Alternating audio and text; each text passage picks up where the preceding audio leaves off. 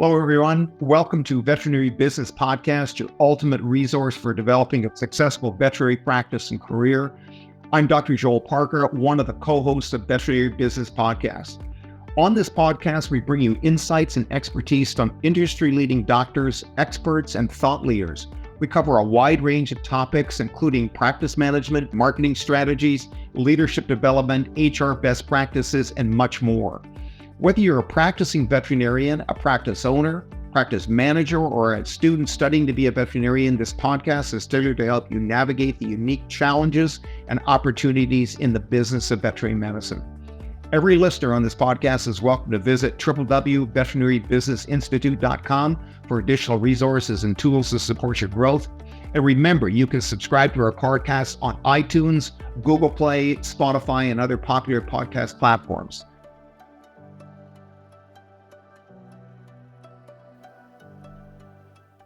Today, I'm excited to talk to Naren Arulrajah, the founder of Veterinary Business Podcast and CEO of Equa Marketing, about Veterinary Business Podcast vision and podcast strategy. Let's jump in.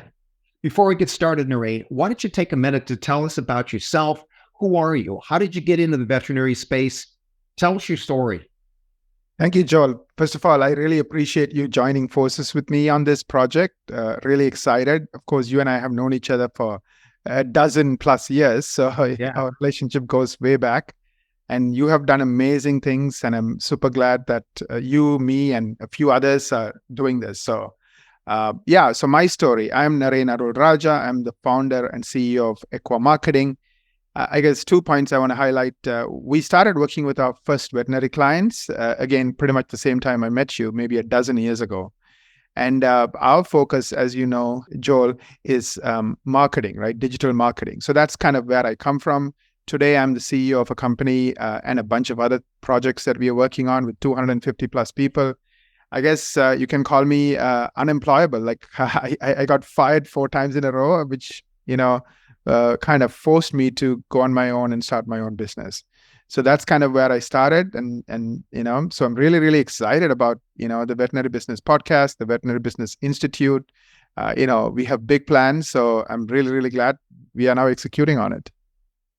That's excellent. That's great to hear. And it's funny you mentioned you got fired 4 times. And I think that's the problem with many entrepreneurs is that we don't do well in day jobs. We do well with wonderful creative projects, right?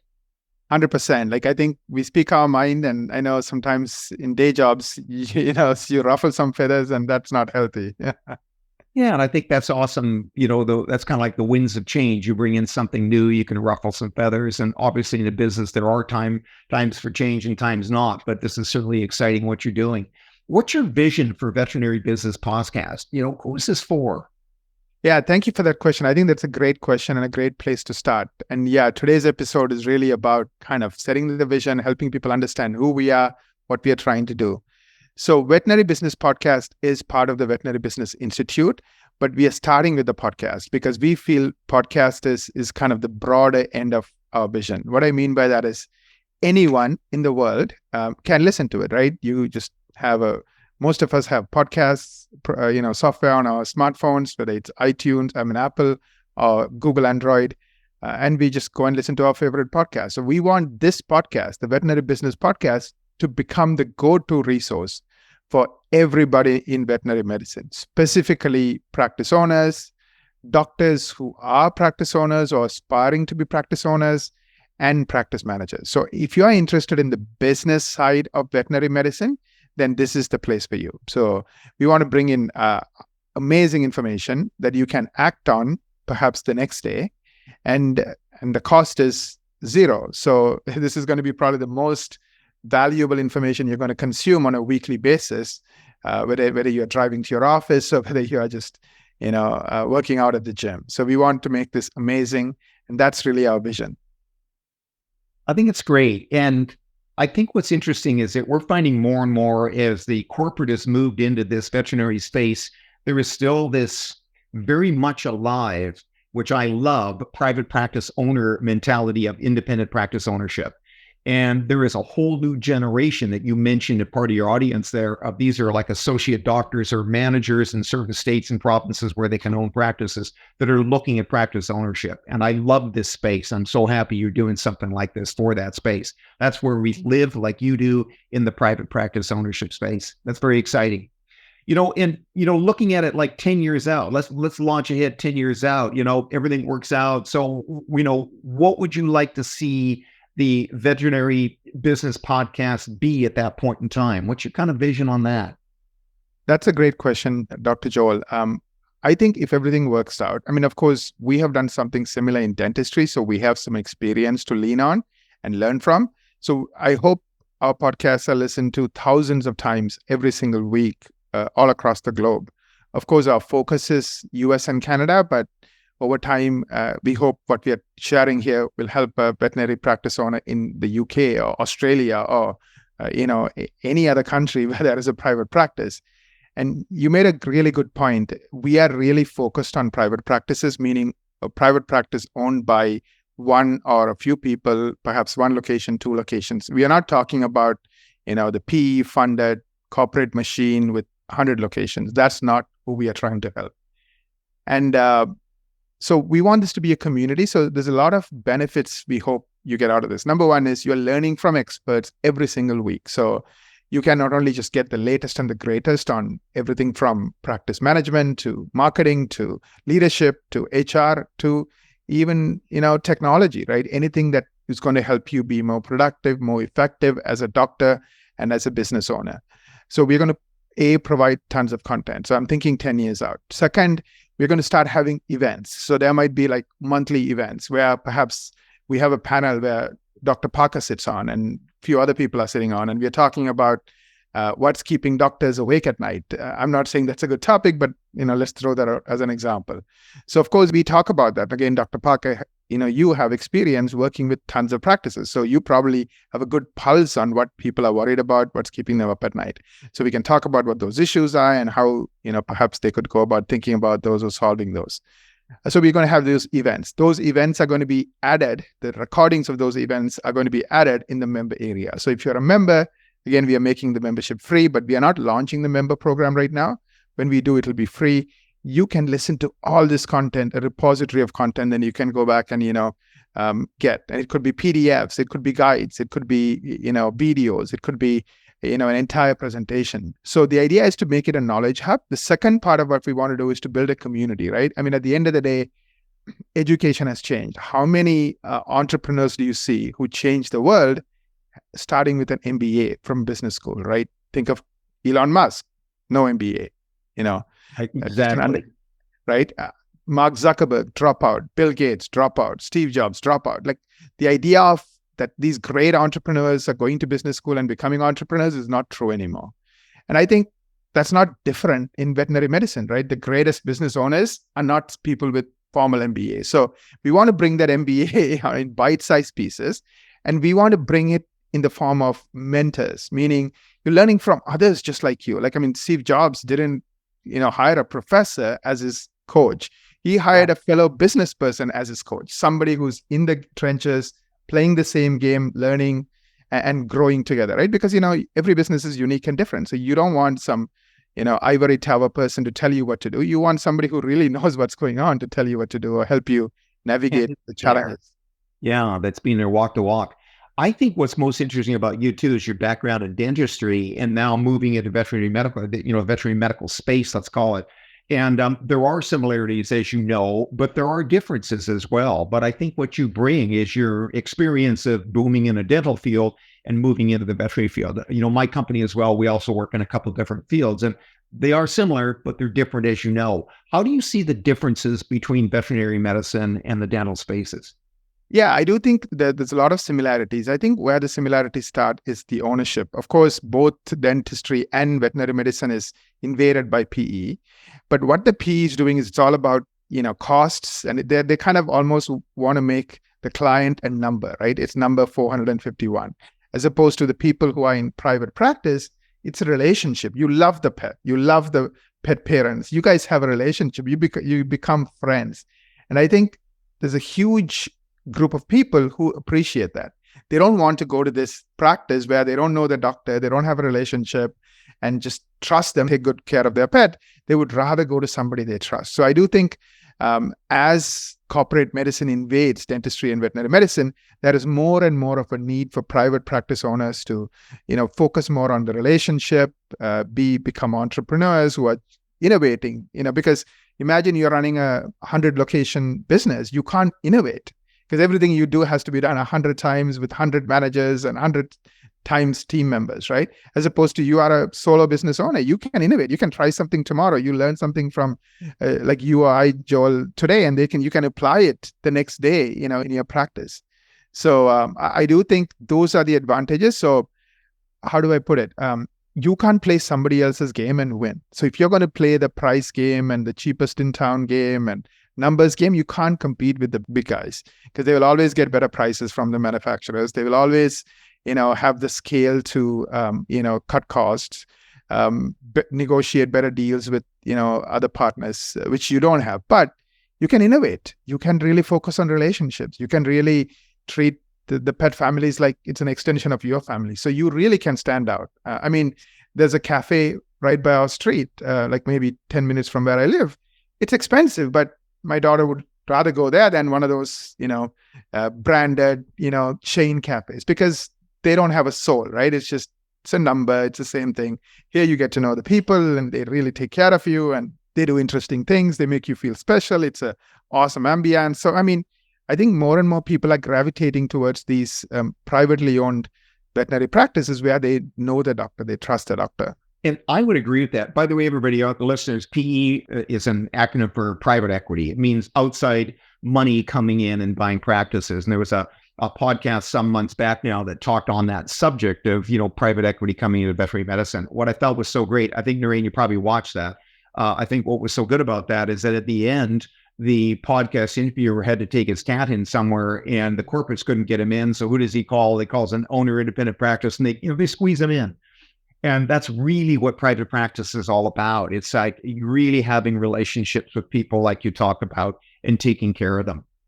And so I think that's why we've always said in our business is that, if you want to be successful, it's okay to be surrounded by corporates because you'll get a really good flood of really awesome people that want that. When you like the small cafe down the street, they want to get to know the people there. They want to get to know the CSR on the front desk. And so you can build a practice around that. It's very, very interesting. In terms of the topics that you're going to be covering with the Veterinary Business Podcast, let's talk about some of those. What do you see? There's a whole host of them, I'm sure, but let's talk about a few of them. Yes, going back to this idea that education has changed, right? You don't need to go and do a 2-year degree to be a manager, practice owner. You can learn from peers. So, for example, we might bring in somebody who runs, a practice and who's really, really good at making their pet parents feel special. So, what is he or she doing to make them feel special? We'll have a conversation about literally things you can do tomorrow or today as soon as you finish listening to this. Like, for example, an example I heard recently is, reciprocity, right? So this particular veterinary practice, they were giving bottled water. So they had fridge and they had a, bunch of bottled waters and they would tell their pet parents, hey, help yourself. When you do that, it comes across like an entitlement. Well, everybody here gets fresh water and so forth. They made a tiny tweak. They put that fridge behind the counter so nobody could see it. And the receptionist who greets the pet parent says, hey, I would like to give you a refreshment. We have these 3 drinks. What do you want? We have sparkling water, etc., etc. The customer, the pet parent thinks for a minute and says, oh, I love the sparkling water. Now they feel you're giving them a gift. And you know what? When you start the relationship with a gift, those people are much, much more likely to spend more with you. Store that sells chocolates did that. Their sales went up 42%.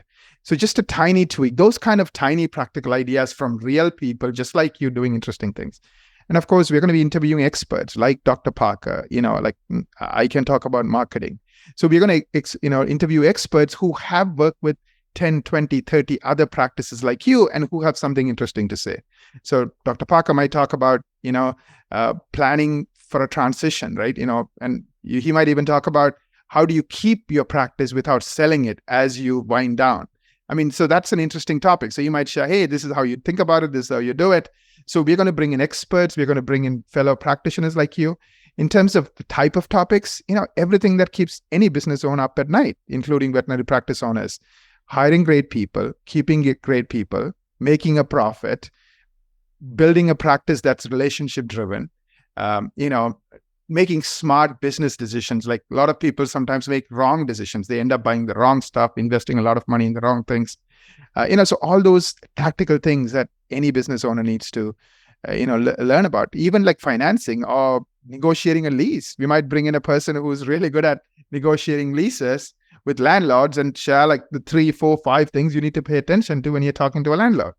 I think it's a great idea. And there are people out there. And I think that what'll come out of this too is the fact that there are experts in very small little vertical, markets of veterinary medicine, for example, negotiating a lease. And many people have tried to do it themselves. And I think they end up in a bit of a compromising position where they could have used somebody like I've got an expert in mind for that. I'll have to go and find their business card that does a lot of leasing in veterinary medicine, and they just know what to look for and what not to. So I think that's exciting. You also mentioned, like giving gifts to clients and so forth, and that we can talk about that sometime. Is how to develop referrals with clients. And I think some practices have tried paying clients for referrals. Like if you refer somebody to me, Naren, then I'll give you $25. We tried that in my practice, and it just never caught on. And if you think of it, it's a weird relationship. Less like, Naren, if you and I are neighbors and you come over and help me fix my tire and I try and write back or something like that, that'd be weird. Right. But if I leave you, a nice case of beer or something like that on the front porch, you might say, thank you for the gift. Same with clients. You can gift clients, and it's an interesting topic right there, isn't it? Yeah, 100%. And it's in nuances, right? Like sometimes we miss the nuances, and either it really, really works for us or it really, backfires. So those nuances is what we're going to get into. And I think that's part of being an entrepreneur there too. You mentioned, this ability to kind of pivot and change and so forth. And that is really listening to the nuances. What are the things, what are the service points that you're doing that excite clients, like giving them a nice bottle of sparkling water, or what are the service points that bring them down, such as charging a biohazard fee or something like that. That varies by practice. Some people don't care. Some people go, I'm being nickel and dime. So you're right. It's about the nuances. And I think that's where entrepreneurs like you and I can listen, and just watch how people react and start to fine tune, right? Absolutely. And I think we're going to have so much fun. We might do a panel and we'll have amazing conversations with 3 people sharing their perspective. So this is just the beginning of a big vision of, bringing this education, this community to every private practice owner in veterinary medicine. I think it's great. And there's a lot of really interesting people. You and I have been a lot to the conferences over the last 10 years. You and I met at the very interesting group called Vet Partners, which is the consortium of business experts, from marketing people to consultants to finance people to valuation people to lawyers and so forth, that are all that behind the kind of scenes of veterinary medicine. There is a plethora, a whole host of extremely interesting people within that group, the Vet Partners group. So what kind of people have you got in mind that you'd be interviewing for guests? I think maybe this is a question where you and I can have a conversation. Of course, Peter Weinstein is somebody that comes to mind. A ton of people too. Like, who would you interview, let's say, for HR, let's say HR best practices? Right. Yeah. HR best practices. Boy, there's a number of people that come to mind that work in that field. I think that, oh gosh, her name escapes you right now, but it's people like that we need to know. Right, exactly. Right. Yeah. I think, that's what it's going to be. So we are going to ask you too, just like Dr. Parker and I are brainstorming right now. We're going to ask every one of you, who would you recommend? Like, who is somebody that you look up to, somebody you think is an expert in this topic? And then you can also help us find the best people. So it has to be organic. Karen Felstead, by the way, another Vet Partners, very, very seasoned consultant. Not too spicy, not too unseasoned, but a seasoned consultant, right? Yes. And I know Karen. She's amazing. She's amazing. Yeah, there's a lot of really amazing people. And I think there's amazing people all the way from HR, all the way to, exam room compliance with patient care plans, all the way into treasury. Like, we could even get somebody talking on about, wellness plans, plus or minus. I ran into a good Vet Partner member that talked about that. where he brought in wellness plans in one practice that was kind of slow and got that practice nice and busy. And then he tried to do the same thing in a busy practice, and they almost lynched him. The staff were so busy that all of a sudden you got this wellness plan and all these people are coming in. So there's fine tuning things like that we can bring with some of these people. Then all the way to operations. One of the things we've been working on is fine tuning operations and getting the veterinarian to do less, quit hogging the ball on the interesting stuff to do and start letting your staff do more and freeing your time up so you can see more clients per hour. Maybe, this is kind of going from more of a hobby style good practice to a great practice that you can see a lot of people. The problem that everybody's running into is a shortage of DVMs. So we're now getting very, very successful at exam room management and using teams of people to support one veterinarian. That's a very interesting topic unto itself. Another area that I find interesting is quality control. As practices grow big, a lot of practice owners lose control of the quality of the medicine. And there was one extreme example where a practice owner ended up, with a client that went home after what's called a carpal pad tear, like a little paw, cut. And the associate doctor and the technician bandaged it up and sent them home. And the woman drove 4 hours home and let the dog running around the house bleeding on the carpet because they bandaged the wrong foot. Now, you can imagine. So thank goodness the pet owner called the practice owner on his day off. He went and solved it. But it's issues like this that are growth-related issues that require really addressing quality control and what is that, and making sure that your staff are trained and you can keep those things under control. Anyway, something like that. 100%. And a few topics that come to my mind is like the way the phone is answered. And there's an actual client of ours who's a veterinary practice owner. They get like 130 new new client calls every month, but only 45% are booking appointments. So what's happening? And they had no idea because they asked the person who's answering the phone, how are we doing? Oh, I'm doing great, right? That's what we all say. There's no metric. Nobody measures the call conversion rate. So they don't know. So the owner is so busy, trying to grow the practice, hire more people, spend more money on marketing. Here is this huge hole, a leak. Like where half of your new clients are not coming in, and then even tension, right? Some people are very good at getting people in, but then they never show up again. What's going on? I know. Yeah. So we've got the initial pulse of marketing that goes out, that we've got the response with the phone and the conversion. And then after they come in for that, first dance on the dance floor in the exam room, do they come back? So you're right. There's a number of different touch points. Just pre-COVID, we finished up a study, at my business. We were going to call 1,000 practices and just kind of mystery call them and say, hey, we've got a little 6-month-old Yorkie Terrier that we need to get spayed. Well, how much is it going to cost? Naren, we gave up at about 454 because the results were so bad. They were so bad. I would say 5% of practices were truly interested in who we were and struck a relationship. And you could see my coworker, you could see her just rise up emotionally when they got into conversation. And the other 95%, it was a little bit like, selling hamburger by the pound. How much does she pay? And then they blurt the price out and hang up. This is a remarkable area to work in, isn't it? Yeah, it's huge. Yeah, it's an amazing area. And I think a lot of people who get into veterinary medicine, whether it's the doctors or the team members, they go there because they love pets, right? They love, taking care of animals. I know one of my nieces, they have a dog, and, we have a dog, and our pet is, Merlin is like 10 years old. She wants to be a veterinary doctor, right? So she wants to take care of, these animals she loves. But when you graduate from school, the school doesn't train you on all this business side of things. And so you are kind of on your own and you don't know what you don't know. I mean, a lot of times it's like the blind spot, right? Most of the time we get into accidents because we don't see that car coming. Nobody purposefully sees the problem and goes and bangs into the other car. You don't see it. It's the blind spot. So hopefully you will start noticing these blind spots. And the way I look at it is, you don't have to pay the price. Let somebody else pay the price and you learn from that mistake. So if we can share a case study about, this is an awesome case study where, 95% of the callers you called, it's like selling meat by the pound as opposed to building a relationship with this pet owner and the pet. Yeah, the remarkable thing on that, to bring that full circle, is that we would call up the practice and say, listen, can we speak with the owner? We just mystery called the practice. Most people didn't want to talk to us.